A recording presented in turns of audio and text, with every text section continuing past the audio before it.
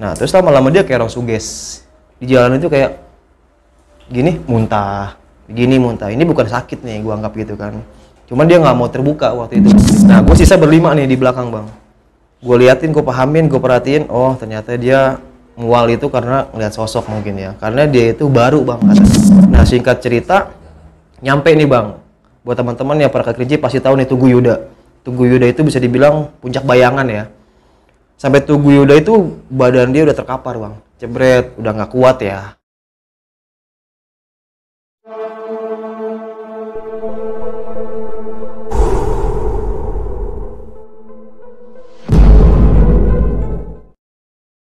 Assalamualaikum warahmatullahi wabarakatuh. Selamat malam. Jumpa lagi sama gue John Arya di Jembatan Hitam Story and Mystery. Pada malam hari ini studio gue udah kedatangan seorang YouTuber juga sekaligus seorang pendaki yang profesional. Profesional bang? Enggak, masih biasa lah. Biasa. Ya, sama-sama capek. Oke, langsung aja kita kenal dulu sama narasumber kita pada malam hari ini, Bang Badruk F-Shop. Apa kabar bang? Alhamdulillah sehat bang John. Sehat bang ya? Alhamdulillah Oke. sehat Lagi terus. Sibuk apa nih bang malam ini? Sibuk rebahan bang. Rebahan ya? Iya. Oke. Sibuk rebahan. Nih boleh sedikit nggak nih untuk malam hari ini lu bakal cerita pengalaman lu di mana nih bang? Gue pengalaman di Gunung Kerinci. Waktu itu gue bawa tamu 29 orang satu bis ya. Waktu tahun 2019, liburan akhir tahun menuju 2020. 2019 menuju 2020. Iya, sebelum masa pandemi. Oke, ini mungkin banyak juga ya orang yang udah kenal sama Bang Badru ya. Karena Bang Badru juga punya channel YouTube Badru Caps Lock ya Bang? Iya, Badru Caps Lock. Oke, teman-teman pasti penasaran pengen denger ceritanya Bang Badru kayak gimana lagi? Jangan kemana-mana, saksikan terus Jembatan Hitam.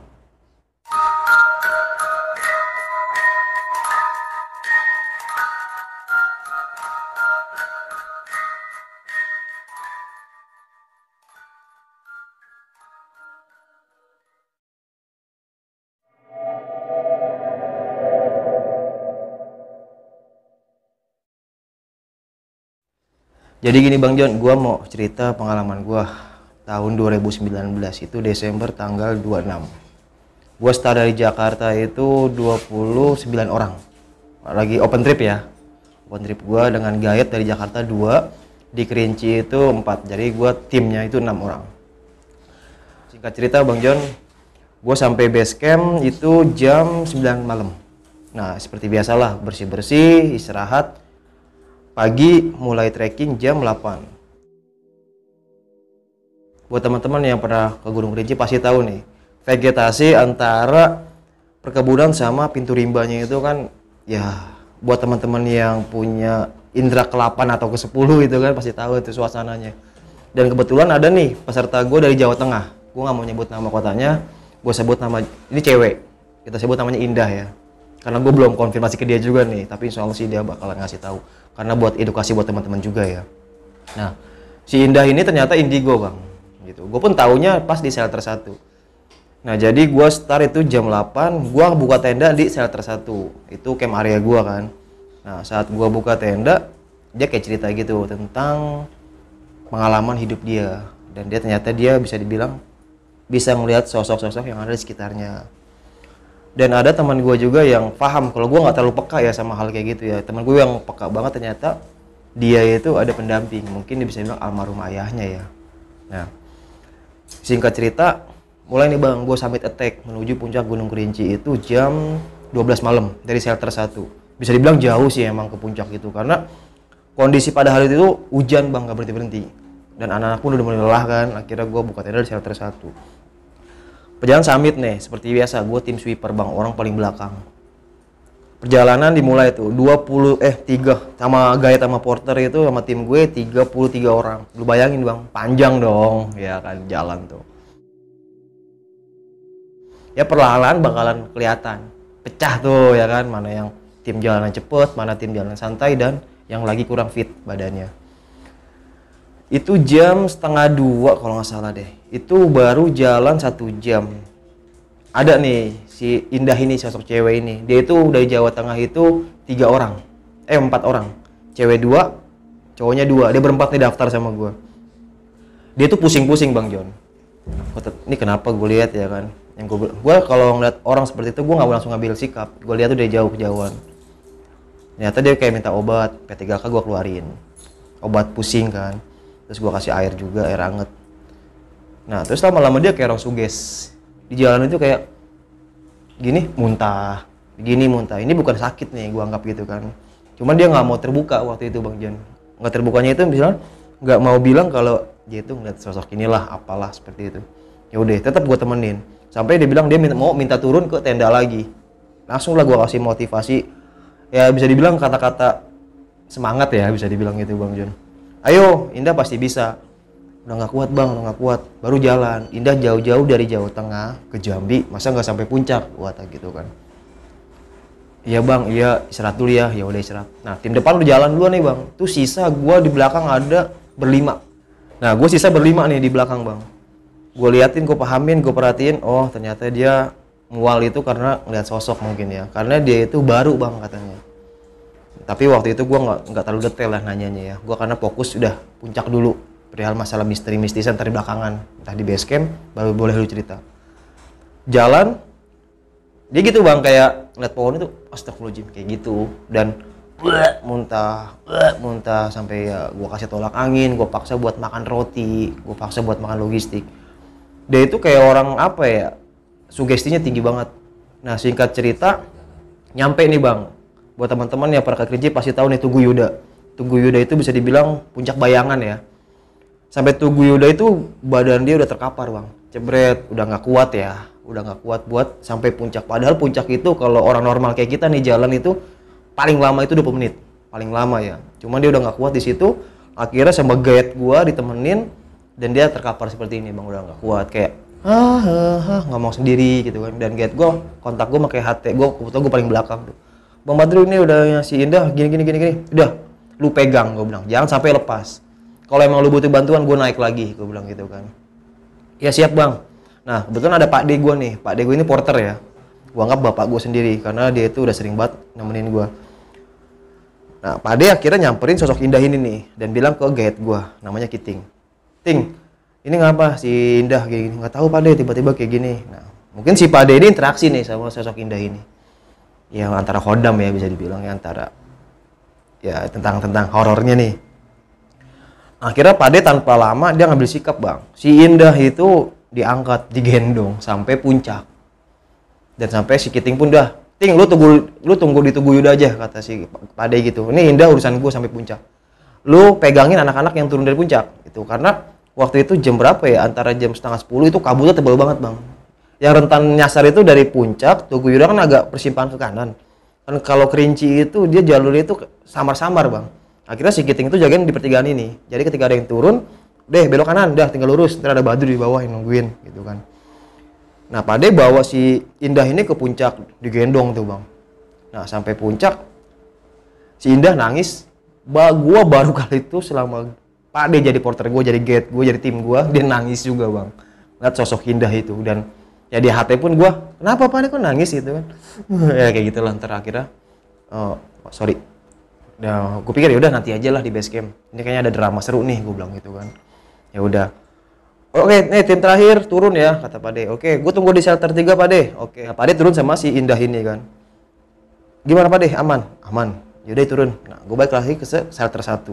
Sampai shelter 1 itu jam 12:30 atau jam 1 gue lupa. Nah, seperti biasa gue masak lagi, ngasih makan buat mereka. Jam 2:30 gue mulai turun nih Bang Jon. Pas gue turun, biasa nih tim depan, ayo jalan duluan guide. Yang nemenin tim depan bawa 10 orang kalau nggak salah. Dan gue 2 tim sweeper, tim belakang. Gue turun itu nggak salah jam 3 subuh, maaf. Gue turun jam 3 sore. Nah, shelter 1 itu ke pintu rimba itu nggak terlalu jauh sih Bang, kalau buat orang normal paling 3 jam kalau turun ya, naik bisa 6 jaman. Turun ternyata pas gue jalan, nah kelihatan nih si sosok Indah lagi nih, ternyata dia lagi drop gitu Bang. Gue nggak mau nyebut dia lemah nggak ya, dia lagi drop waktu itu. Gue lihat ya udah, akhirnya Indah kenapa? Nggak apa-apa Bang, ya gue sekarang gini aja Bang. Astagfirullahaladzim, ngeliat kayak pohon tuh selalu istighfar, terus tiba-tiba melengos seperti ini Bang. Dan gue, anak-anak yang lain pada kaget Bang, peserta itu pada panik. Kebetulan itu dia sama temennya berdua yang dari Jawa Tengah nge-backup, sama peserta 2 juga, sama guide 2 nih gue di belakang. Itu total 6 atau 7 orang gue lupa. Pas sampai pos 2, mungkin teman-teman yang pernah kerja tahu nih mistisnya pos 2 kayak apa Bang. Ya bisa dibilang banyak yang bilang itu kayak pintu ya, pintunya itu. Nah si Indah ini gini bang, matanya kayak gitu kan. Terus ada nih namanya si Dedi Ube. Si Ded, lu kalau nonton pasti lu nostalgia. Bang itu kenapa si Indah gitu kan? Nggak tahu, gue bilang itu aja ya. Indah nggak usah kayak gitu. Iya bang. Nangis tiba-tiba bang. Pas nangis, mulai panik tuh anak-anak. Nah ini jam 7 malam, udah mulai gelap nih bang. Dia jalan pun udah nggak kuat bang, udah begini. Dibilang berat banget badannya, kayak ada yang ngikut, kayak ada yang nindiin gitu kan. Oke, gue temenin, gue sabar. Dari pos 2 itu yang harusnya ke pos 1 turun cuman 40 menit bang, itu gue 3 jam. Kalau nggak salah itu ke pos 1 itu jam 11, jam 10 deh kalau nggak salah. Seingat gue gitu, udah malam banget bang. Nah dari pos 2 pertengahan ke pos 1, tiba-tiba si Indah ini duduk begini deh bang, nyender. Kalian minggir, ntar ada yang lewat. Langsung si Dedi UB ini minggir, set, bayangan lewat. Tuh kan, kalau dibilang juga apa? Kata dia gitu kan. Gayat gue yang satu lagi, Bang Badri itu apaan? Udah santai aja, gue bilang gitu kan. Ya udah bang, iya. Yaudah, Ting, lu di belakang ya bentar ya. Dia gue bawa ke depan dulu, gue ngerokok gitu. Ya gue ngerokok itu ada sesuatu lah. Gue bakar rokok, temen gue udah paham nih kalau gue udah bakar rokok. Jalan, ayo Ting jalan. Digendong kan. Itu di pohon apaan bang? Gede banget. Ngomong gitu kan. Oke, Indah nggak usah kayak gitu. Please Indah, melek matanya, melek. Dia melek begini, tetap gini lagi bang, balik lagi. Karena dia nggak mau ngelihat sekelilingnya itu. Lu tau lah yang pernah ke Kerinci, tau lah hutan rimbanya Kerinci itu kayak apa, mistisnya. Pokoknya horor banget. Nah pas sebelum pos 1, duduk lagi nih. Bang Badru, sini dong, jangan jauh-jauh. Ngomong gitu kan. Dengan gini deh bang, dia, bang. Wah kata gue ini orang udah nggak beres nih. Itu posisi udah hampir setengah 12 kalau nggak salah. Wah jam 12 malam, gokil nih. Harusnya jam 7 atau jam 8 malam gue sampai pintu kan keluar hutan. Nah akhirnya Ting, udah gini aja Ting, lu bawa keril gua, si Indah gua gendong. Akhirnya gua gamblok bang. Dari pos 1 sampai pintu rimba itu. Udah gimana ya bang? Kalau gua ngikutin dia, makin lama bang, bisa keluar hutan mungkin subuh ya. Dan kasihannya peserta yang 2 orang ini pengen jalan duluan tapi takut ngikutin gue, udah bete gue bilang itu, karena dia belum punya basic ya buat backup orang, nggak sabar lah, kurang sabar, karena uring-uringan juga kok sosok cewek ini. Kalau gue sih nangani orang kayak gini udah biasa gitu kan. Nah akhirnya keril gue kasih ke Kiting, gue gendong lah tuh si Indah, gue gendong lari kenceng sampai gue jeblok lumpur gitu kan, sampai segini nih gue jemplok, gue jatuh, bret, teman gue ketawa, sengaja dia ketawa biar have fun gitu kan. Tetap si Indahnya itu kayak, jangan belok sini, ke kiri aja. Nanti ada orang lagi di situ tahu bang. ngomong gitu kan. Indah diem aja, gue bilang gitu. Untung orangnya kecil bang, nggak terlalu gembuk gitu kan. Coba kalau gendut, nggak kebayang gue beratnya kayak apa. Nah, alhamdulillah keluar hutan nih bang. Pas keluar hutan, apa ya, pintu selamat datang itulah. Dulu waktu itu belum jadi banget, masih direnov. Langsung begini bang pas keluar hutan. Sadar, langsung. Yaudah normal, kayak orang normal. Udah Indah langsung naik pick up, ntar dijemput sama Bang Rido. Abang di sini dulu sama Kiting. Abang gak ikut, ntar gampang belakangan. Dia langsung naik mobil pick up menuju base camp gitu kan, tempat rumah singgah gua. Nah singkat cerita, itu bersih-bersih jam berapa ya? Pagi nih bang. Niatnya gua mau ke Gunung 7. Karena waktu itu bonusnya explore Gunung 7. Gua cek anak-anak kondisi, ternyata udah pada nggak kuat nih buat nanjak lagi. Akhirnya gua briefing. Oke deal, kita ke Danau Kerinci aja untuk wisata. Nah cerita-cerita gue sama Pak D tuh pagi-pagi. Halo Pak D kalau nonton. Harusnya kesini sekarang ke Kerinci tapi nggak jadi. Nah Pak D cerita bang. Gue di atas Dru. Gue nangis kata dia. Iya Pak D, itu kenapa Pak D? Tumben Pak D nangis. Almarhum bokapnya si cewek ini ngikutin sampai puncak dan minta tolong ke Pak D buat nemenin sosok Indah ini. Dan Pak D merasa dikasih amanat ya sama almarhum itu ya. Sampai Pak D pun nggak kuat nahan nangis. Si Indahnya itu nangisnya kencur bang. Dan Pak D ikut nangis, baru kali itu ngeliat Pak D nangis. Dan dia cerita ke gue itu kayak, iya Dru, gimana ya, kata dia gitu kan. Ya orang gue diamanatin dan almarhum bokap ini sayang banget sama sosok yang cewek ini. Emang dia masih muda banget, umuran 20-21, masih remaja kan cewek. Dan ditinggal sosok ayahnya itu merinding gua. Dan ditinggal sama sosok ayahnya itu umur berapa ya? 10 atau 15 tahun gue lupa. Pokoknya ayahnya ini sayang banget sama sosok si Indah ini. Dan Pak De bilang, gue juga bingung tuh mau gimana lagi. Pas gue gendong aja kayak ada orang yang nemenin gue, kata Pak De gitu kan. Dan pas di puncak ya Pak De tahu kalau itu almarhum bokapnya. Dan akhirnya si Pak De nyuruh si Indah datang. Dru, bagian si Indah sini, gue mau ngobrol juga biar enak, kata dia gitu kan. Itu kan anak gue juga. Karena Pak De itu nganggap peserta itu anak sendiri. Itu yang harus dijaga sama dia. Akhirnya dicurhat lah tuh di interview, gue berempat tuh sama guide gue juga. Ya ternyata ya begitu. Iya Pak De, bapak seperti ini. Indah juga pas di Tugu Yuda itu kayak ada anak laki yang nemenin Indah, kata dia. Dan nyuruh Indah itu bilang ke Pak De. Ternyata Pak De itu ada kayak daya tarik ya, ditarik sama sosok almarhum bokapnya ini. Sampai Pak De itu menangis. Baru kali itu bang, gue selama 3 tahun jalan sama Pak De, nangis sampai puncak nemenin orang. Dan digendong-gendong itu Pak De sedih gitu. Mungkin almarhum bokapnya cerita kali ya ke Pak De ya, historinya dia itu antar khodam mungkin ya. Dan alhamdulillah si Indah ini sama Pak De entah dikasih air, terus dikasih edukasi juga buat next ke gunung lain pun seperti ini. Dan Indah pun ngerti gitu. Dan alhamdulillahnya dia keluar hutan itu selamat. Dan gue tanya nih, Indah itu emang apaan yang sosok yang lewat? Kata Indah, abang jangan di situ, nanti ada yang lewat. Itu bukan ke gua, buat ke peserta lain ya. Itu posisi jam tadi jam 10 malam. Bayangan lewat, seret. Iya bang, kata dia kayak kuda yang mau lewat itu. Terus Indah sadar gak kalau Indah abang gendong? Sadar bang, cuman Indah nggak bisa ngomong gitu. Indah kayak dipeluk aja, kata dia gitu. Oh, terus pas keluar hutan, alhamdulillah bang langsung sadar, kata dia gitu. Dan ternyata sosok Indah ini ya ada almarhum yang menemani ada almarhum yang nemanin dia bang. Ya bisa dibilang mah arwah si almarhum itu bokapnya udah di akhirat kan. Horin ya mungkin ya yang menyerupai ayahnya ini. Dan dia cerita baru 1 tahun kalau nggak salah bisa ngerasain hal seperti itu bang. Mungkin pas dia udah remaja ya. Dan ya Pak De ini sampai nangis bang. Dan gue terharu banget gitu. Ya itu ibarat kata trip gue terakhir bang di tahun ini. Karena setelah itu kan pandemi tuh. Dan sampai sekarang belum ada jadwalnya ke Kerinci. Karena Gunung Kerinci itu emang belum dibuka. Kayak gitu. Jadi kejadian ini gua anggap ya ada sosok almarhum bokap yang nemenin si cewek ini, bisa dibilang jadi pendamping ya bang. Gitu. Ya alhamdulillah sih baik-baik aja.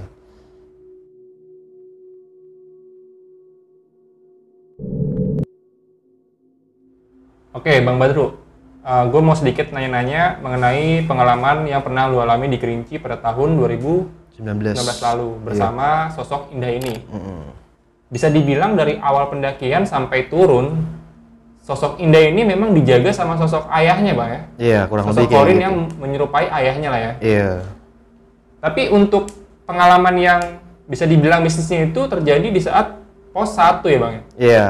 Di pos 1 itu udah mulai merasakan kejadian yang ganjil lah bang ya? Itu lebih kuatnya itu kejadian itu pas di puncak sih. Pas di puncak ya? Iya, jadi kayak Pak De ini ya ada sosok yang minta bantuan buat bilang gitu buat kalau Indah harus anterin ke puncak seperti itu. Oh, jadi memang dari awal sosok almarhum yang menyerupai ayahnya si Indah ini menitipkan pesan kepada Pak De untuk menjagai Indah ya bang? Iya.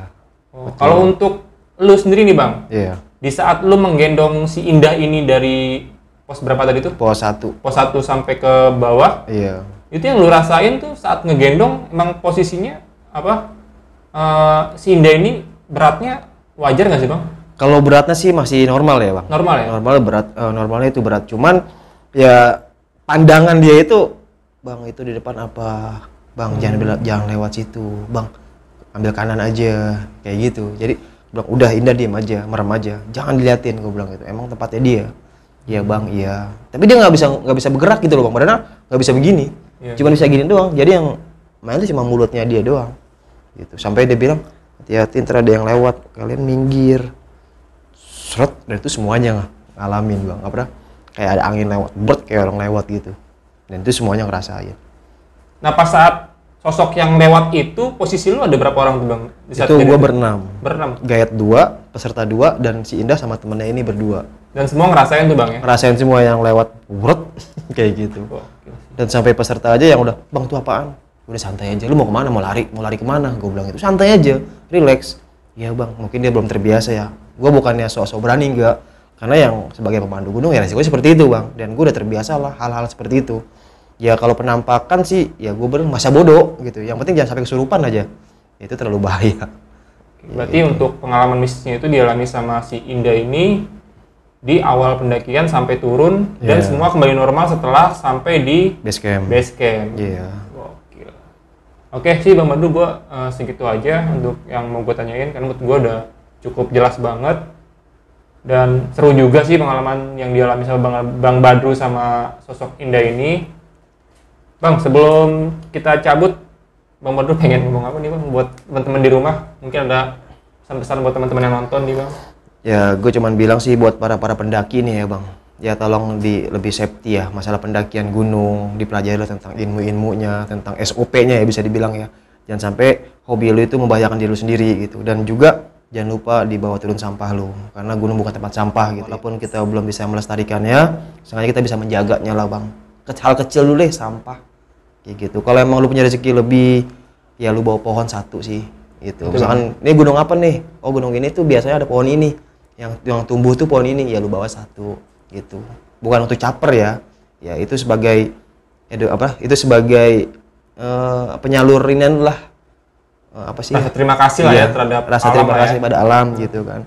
Ya karena kita selama ini kan cuma bisa mengotori aja bang. Iya, betul. Kan manusia emang untuk merusak alam sih, bener. Kayak gitu. Oke. Ya buat teman-teman yang mau ikut jadwal trip kita, nanti ada tanggal 2 April Gunung Sumbing ya. Follow aja Instagram gue @badrukepslog dan travelnya @duniapendaki_.